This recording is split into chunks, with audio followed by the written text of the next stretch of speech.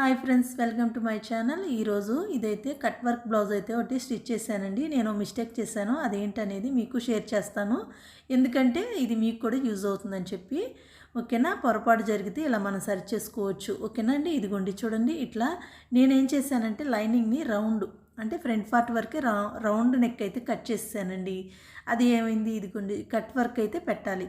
Cut work model చెప్పారు customer. ఓకేనా, ఇలా నేనేం చేశాను, గమ్ముతో ఈ విధంగా ఇలా అతికించేసుకున్నాను.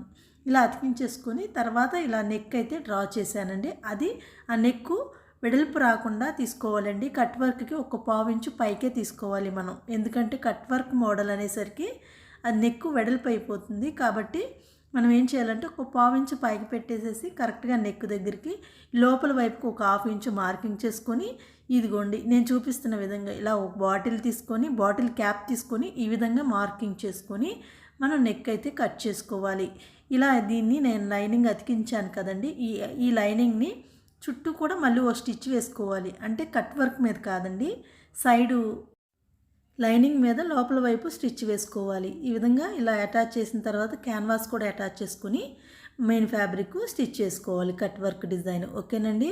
ఇది మీకు పూర్తి వీడియో కనుక కావాలంటే కనుక మీరు కామెంట్ బాక్స్లో తెలియచేయండి, cut work blouse stitching. Okay friends, video నచ్చితే లైక్ చేయండి, నా ఛానల్ సబ్స్క్రైబ్ చేసుకోండి.